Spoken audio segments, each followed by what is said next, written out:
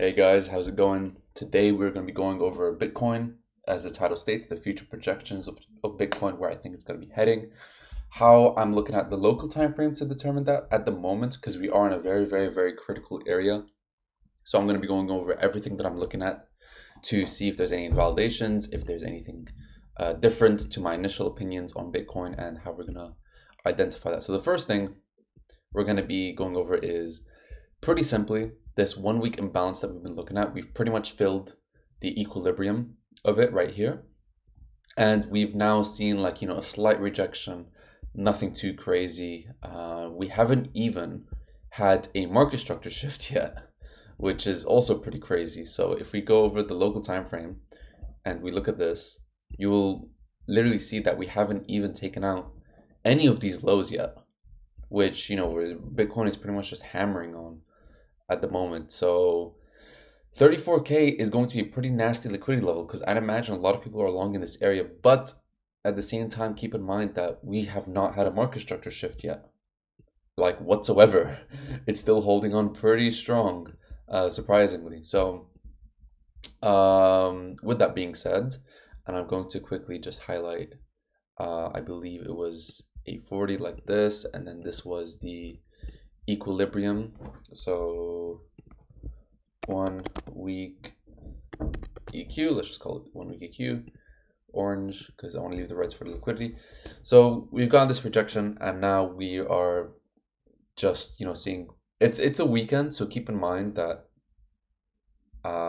this choppy price action is to be expected. Now, I personally am not a fan. If I'm bearish, I'm not a fan of this price action right now. The reason why is because we're getting pretty close to these previous highs. And I would really, really not want to see us move above this daily level right here before Monday. The ideal scenario would have to be something like ranging, and then coming up to take out potentially even these highs over here before move down. But even then, we're cutting it pretty close to this high over here. Now, if you are in a trade from this level, you can just set your stop loss at high and just wait it out. But what I have also noticed is that we have crept really, really, really, really close to 36K on most exchanges. I know things like Bybit have already hit 36K, but major exchanges have not hit 36. When I say major exchanges, I mean exchanges that don't have random wicks most of the time. And also, pretty long-term exchanges like Bitstamp, Coinbase, not non-derivatives exchanges have not really taken out 36K yet. So 36K is going to be a pretty important level of liquidity to look out for, in my opinion. We could literally just range here and then Monday, Tuesday, potentially sweep 36K and then move down. Now, the reason why I am also partial to this idea is because, again, we have not gotten a liquidity grab, or we have not gotten any market structure shift. We are still in a higher low, higher low, higher low. Like this is basic market structure stuff happening over here. So, which leads me to something that I shared in the chat actually a couple of days ago.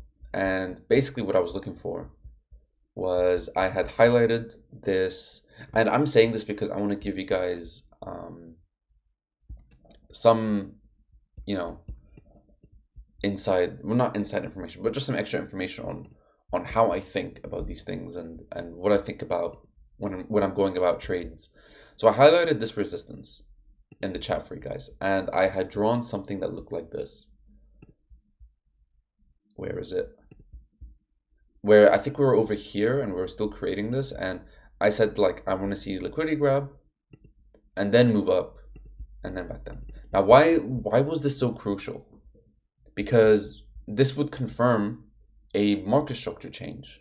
It would confirm that we have broken not only as a liquidity sweep, but we have also broken lows to create a official lower low. Because right now, again, it's just higher low, higher low, higher low. This would officially be a new low made in the range to confirm weakness. And then this trade would have been valid, in my opinion. However, we just did not get that. We did not get this initial sweep, this initial change in market structure before heading up higher. Therefore, this is not, valid as a trade. So that's something that I really, really want to like put in your heads, is to look at market structure shift. And it also has to do with the swing high, swing low ideas. And again, if you go back to this previous range that I talked about, I had said to you guys in the chat that if you guys remember, that this was our breaching, this would be our sign of weakness, and we just didn't do that. And we did not do that here. So no sign of weakness here yet, and no sign of weakness here.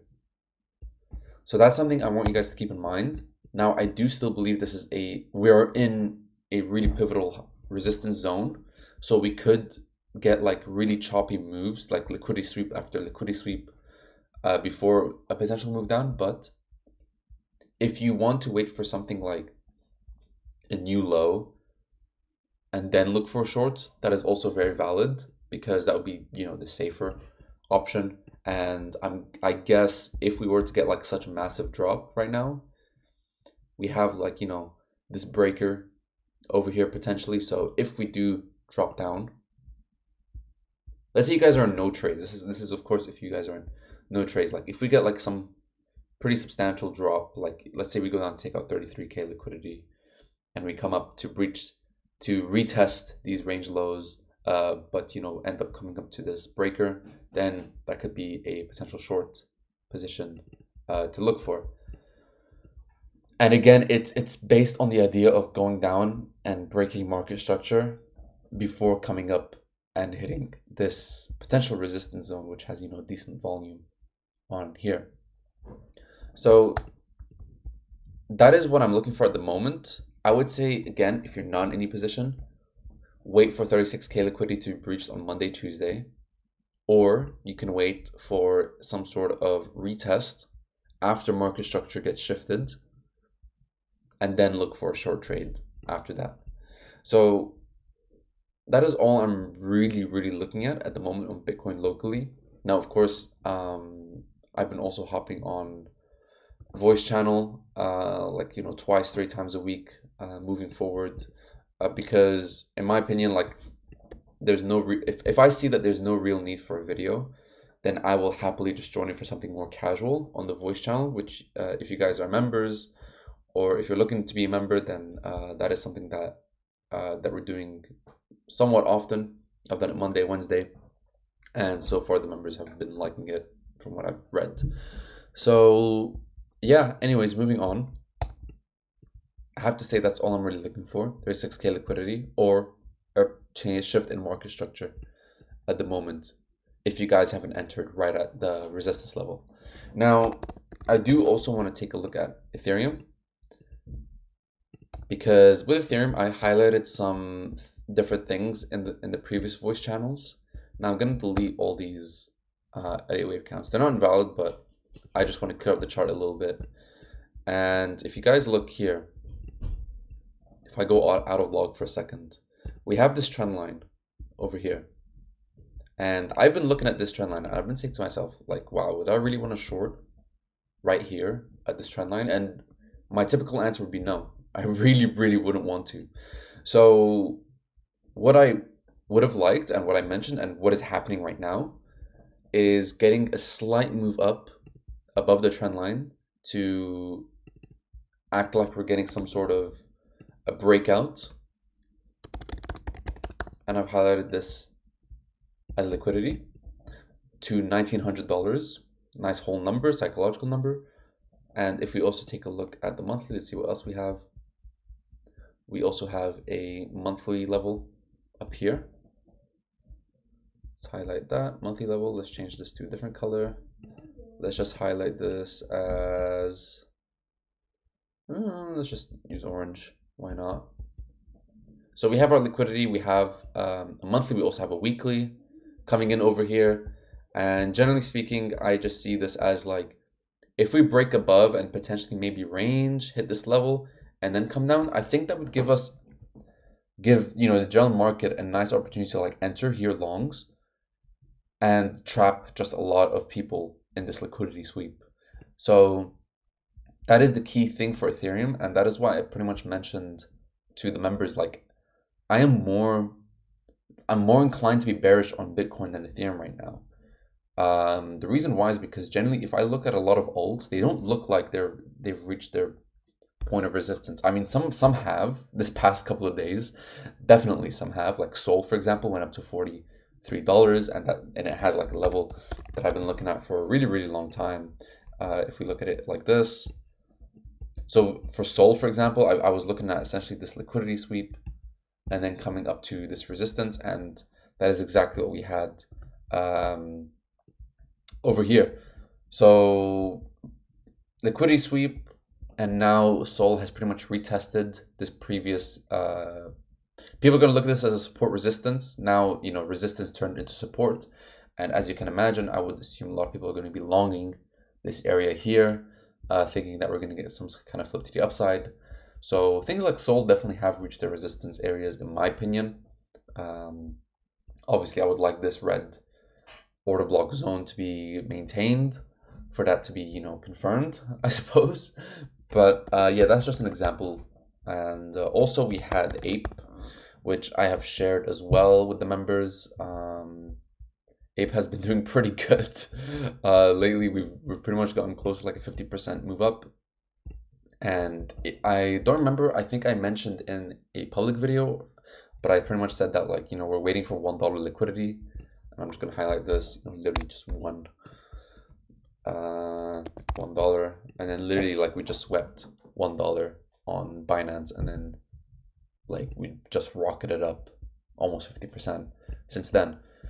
So that's been pretty nice as well. Besides that, I think that's all the alts I was really looking at. Sol and Ape. Ape for the potential, well, D long that happened, and or buy, and Sol for the potential short on that breaker. So I have to say, with Ethereum cutting it close to 1900 plus getting above the trend line, Bitcoin looks like it could potentially, I'm saying potentially, come up to take out 36K. Let me check. Yeah, like even on Binance, we haven't even taken out 36K, and we're so close to it. Like literally, like a couple of dollars.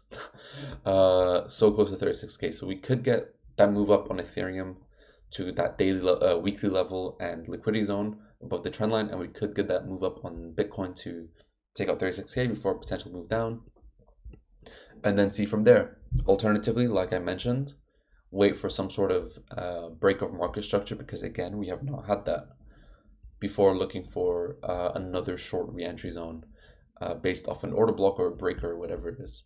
So that's all I really have to say. Let me take a look at the dollar, see, like, I do think the dollar is reaching its support soon. Check. I mean, the dollar has like a pretty nasty swing high at the moment, if I'm being honest. And even on the weekly, it's pretty bad. So I would say, like, don't rely on the dollar at the moment. And let's just go on the daily level over here. I would say, like, for the dollar, like, there's really nothing much besides this level here. But again, I would probably stop looking at the correlation between the two.